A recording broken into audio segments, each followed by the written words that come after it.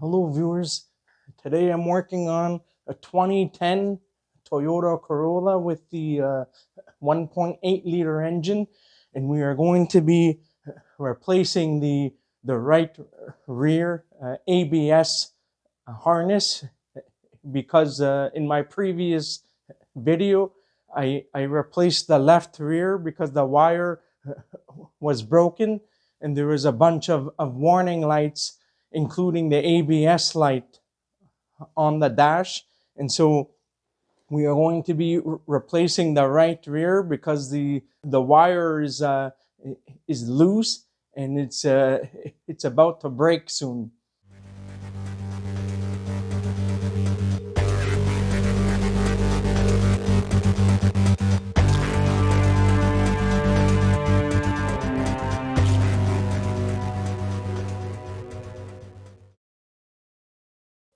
Welcome back to the Moose Mobile Auto Repair channel. And so today I'm just going to be replacing the right rear ABS harness because I already did the left rear the last time and that wire was broken. And so I'm going to do the right rear now because the right rear is going to break soon. So I'm going to show you in just a minute. So the first thing you want to do is to take off the wheel. But before we do that, it's probably a good idea to see if there's any play in the wheel, see if it's loose, which would be indicative of a bad or loose wheel bearing.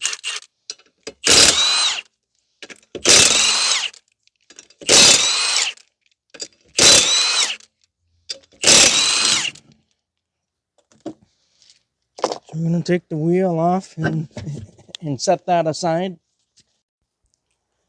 So before we proceed to replace the ABS harness, we're just going to have a brief look at the brakes, to inspect the wheel cylinder to see if there's any brake fluid leakage, and to see if there's any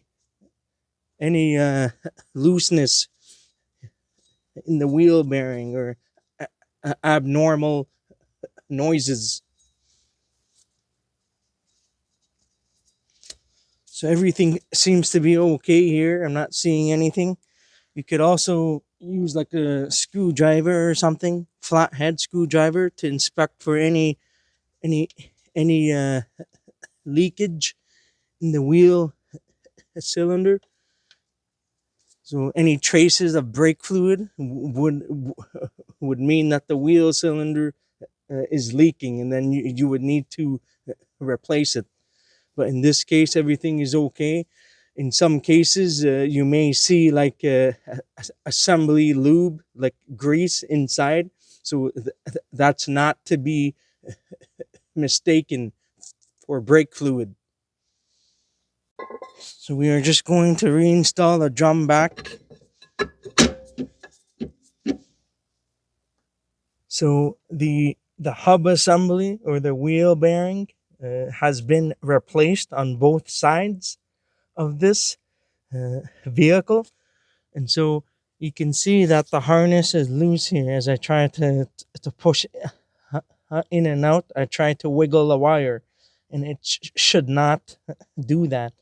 So I'm going to be replacing it today. So the first thing you want to do is to remove the clip that's on the harness. So the gray protective cap here, it came loose, so a zip tie was used to secure it. So there's a clip in which you need to lift up and to push out, so you're able to get the connector off. So we are going to remove the connector. You need to remove the zip tie out of the way.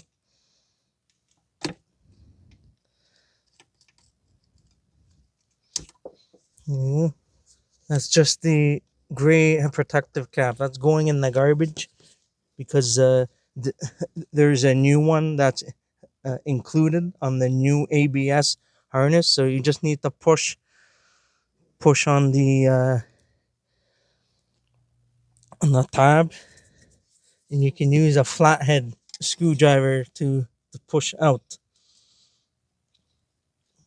Just press on the tab and use a flathead screwdriver carefully to push it out without damaging the internal ABS sensor connector.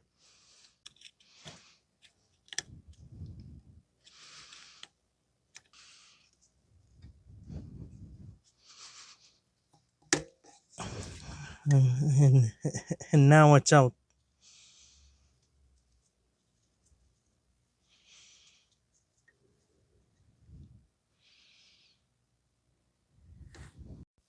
So now we are going to proceed to remove the rest of the harness. There's a clip here.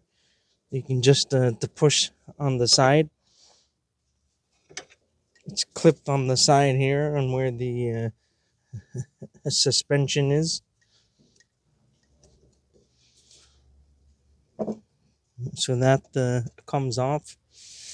And now this clip, there's a piece of metal underneath. So don't push on the metal, push on the clip.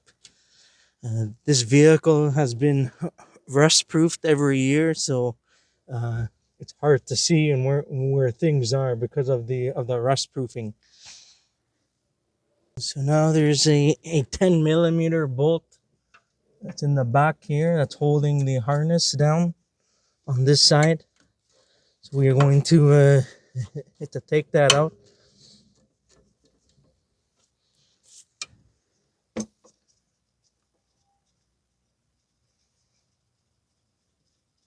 And that should be able to come free.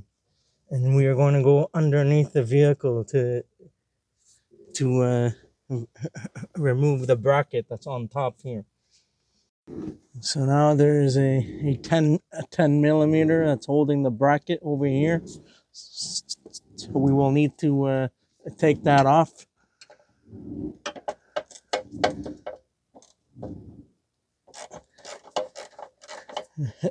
Now typically I like to remove these by hand first only, because there are sometimes, if you live in the rust belt, these bolts can break.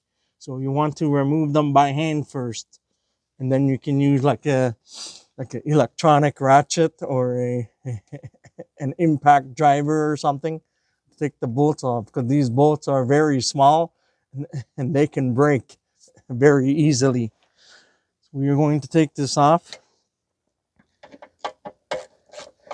I realized that this side is a lot easier to do compared to the driver's side, because on the driver's side we have the fuel tank and the filler neck and stuff in the way, and some extra covers. On this side there's not as much involved. So we have the bolt here. Just make sure you save the bolts and put them exactly to where they came off. So now if we go to the wheel well area, we will need to take off this bolt, and then there's the rest of the harness that goes inside the vehicle. So we have to go inside the vehicle to undo the connector in order to get this out. This is just the rubber grommet. So after we take this out, we have to go inside on the passenger side to behind the seat to take this out. So we're gonna remove the bolt.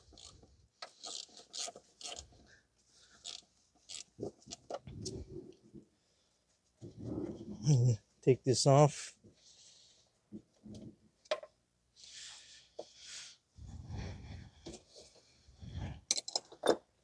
Now this is free and loose, so we're able to go inside now to take the connector off from inside. So now you'll need to go from inside the trunk to pull on the handle and to push down on the seat. So push down on the seat. You'll have to take off the baby seat out of the way so that I'm able to get this down. Pull this down. I'll have to remove this panel out of the way. It's already partially loose because there's a system in the back here. So you're gonna just to gain a little bit of access here, and then you'll be able to see the white and black connector. So we need to take off that black connector out. Now you don't need to disconnect the battery, but if you if you're paranoid or scared, then you can disconnect the battery if you want. There is the one of the airbag crash sensors, so or impact sensors. So if you want to disconnect the battery, you can, but it's not absolutely necessary to do so. So we're going to proceed to remove the connectors. There's just a tab here. You push down, and then you should be able to take it out. Alternatively, you can use a flathead screwdriver to get it out if you want.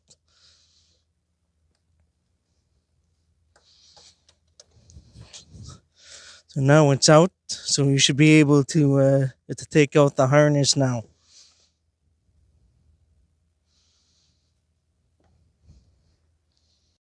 So now you should be able to remove the grommet and to take out the harness, and you should be able to get it out. So I used an aftermarket ABS harness by Standard Motor. Part number is ALH43.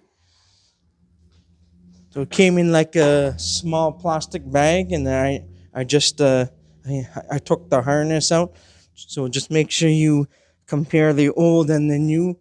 Make sure the connectors and everything are the same. So I took off my gloves earlier because I didn't want to get the interior dirty. So I changed gloves now. So the first thing we are going to do is to fish the harness through, and there's the grommet. We will secure the grommet afterwards. I'm going to get the connector in first, and then we'll secure the grommet.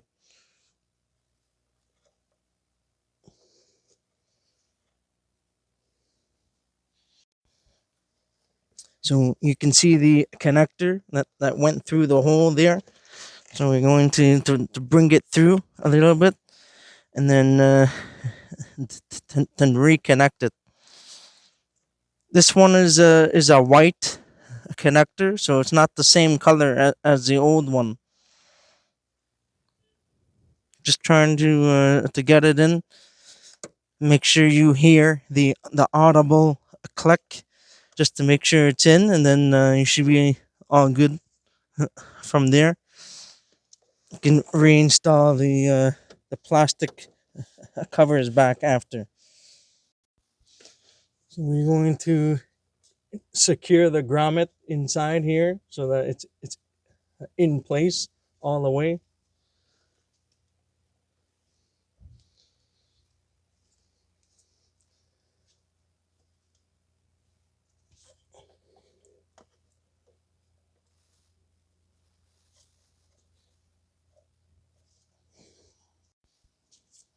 So just make sure you get it in all the way. You can use like a screwdriver or like a trim tool or something to get it in, just to make things a little bit easier. Make sure that the entire circumference of the rubber is all the way in.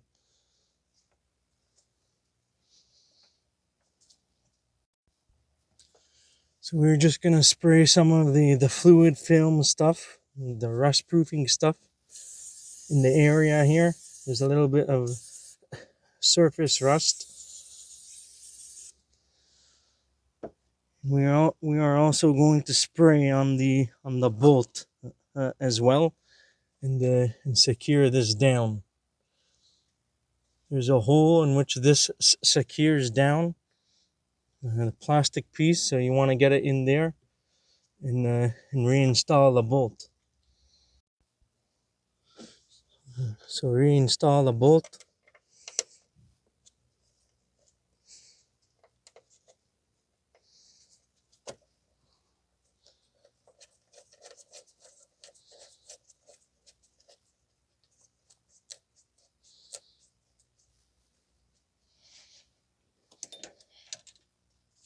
You don't need to tighten this too much. Just tighten it down snug and you should be all good to go. This is plastic, so you want to be careful to not over tighten.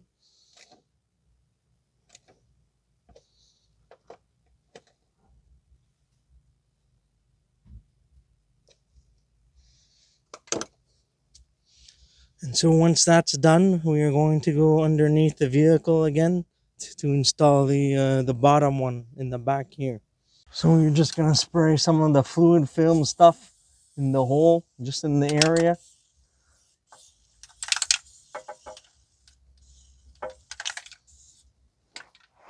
And also on the bolt.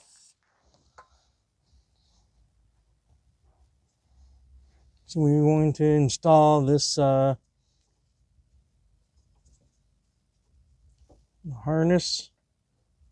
There are two holes here. There's one, the mounting bolt hole, and there's the hole that holds the bracket piece. So you need to make sure that you line that up.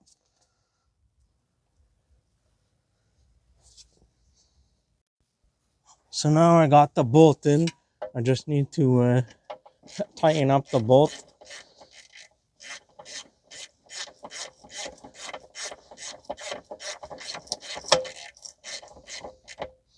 Just make sure that the bracket is seated in properly in the hole.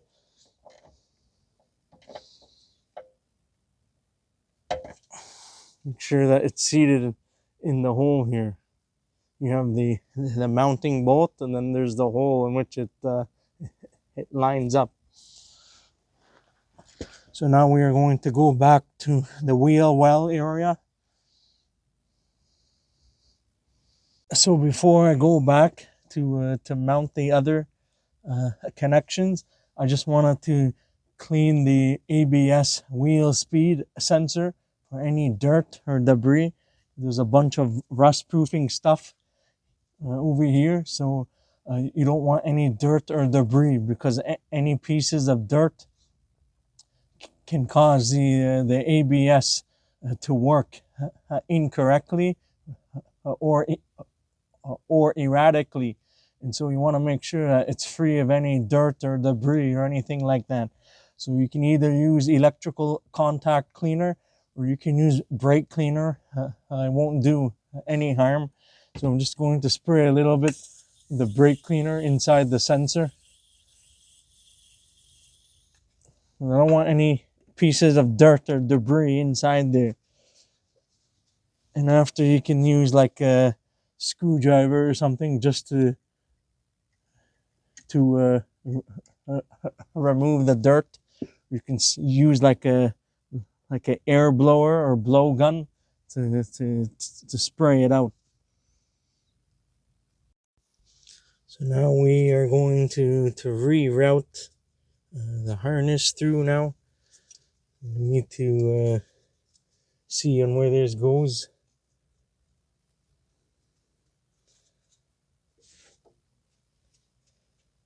So there's two of the mounting holes here, so it would go like this. One is for the mounting bolt, and one is for the to secure the bracket.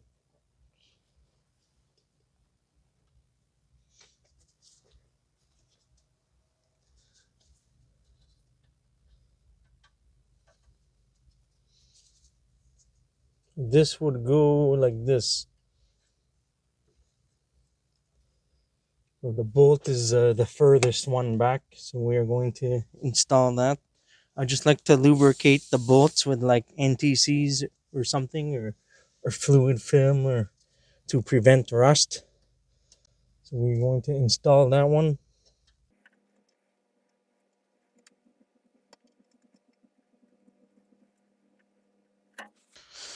So we are going to tighten that up. So we are going to tighten up the bolt over here.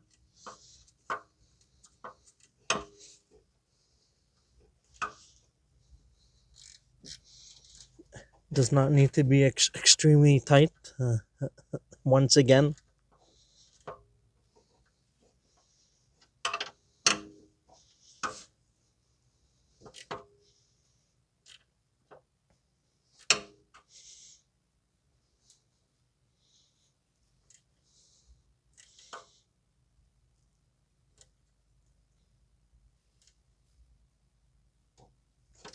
Just hand tighten and you should be okay. Now this one you can just install the clip.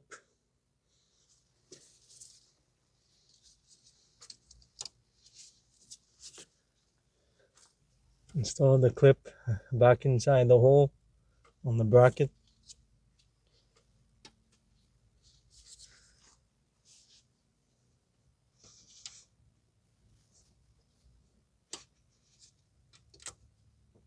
Make sure it's secured in properly.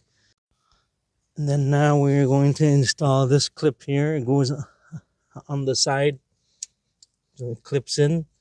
And this one, make sure there's no dirt inside here. So this one, it looks okay.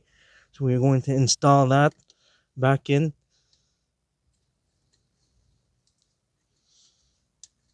Make sure you listen for the audible click. You should be okay. This gray plastic piece is just a protective cap to protect the harness. The black connector is the actual connector that's in there. So you want to make sure that you gently tug back and forth just to make sure it's in properly. And then you should be all good to go after that. And we're going to throw the wheel on and stuff. And then we are going to double check, just make sure there's no more ABS warning lights. Make sure there's no warning lights on the dash, and then you should be all good to go. So I sprayed a little bit of the rust proofing stuff, so that's going to be it. I just need to reinstall the wheel, and then that's it. So the last thing you want to check is to make sure you start the vehicle up and make sure you don't have any warning lights on. So you don't have any warning lights, then chances are everything is okay. If you want, you can use a scan tool to check for any trouble codes, but most likely, if you don't have any warning lights on, then it means you did a good job. So the last thing you want to do is to go for a road test. Just verify that the ABS system is working properly. Now, if you're driving in the snow, like how it is now, it'll be easy to activate the ABS. But on dry pavement, you can probably go like 20 kilometers an hour. So roughly like 12 or 13 miles. 12 and a half miles is approximately 20 kilometers. Just go 20 kilometers and just do a quick abrupt stop. Or if you want, you can go somewhere in a safe area, like in a parking lot, at 20 or 40 kilometers an hour, 25 miles or whatever, and then apply the brake pedal abruptly, just to make sure that the ABS is working properly. So the vehicle is all good now. I just need to reinstall the wheel, double check that the ABS lights and all of the other warning lights are no longer there on the dash, and go for a road test. Make sure the ABS system is working properly, and then that's it. Now on the old connector, you can see that the wiring was a little exposed. I don't know if you guys will be able to see that on camera. So I'm not taking any chances. So I just decided to replace this one because I know that this one is on the verge to breaking. You won't be able to see it on camera, unfortunately. So anyhow, that's it. That's it for today. If you enjoyed this video and found it helpful, please don't forget to give it a like, and please consider subscribing to my channel if you're not already a subscriber, and I'll see you guys in the next one. Have a good day and take care.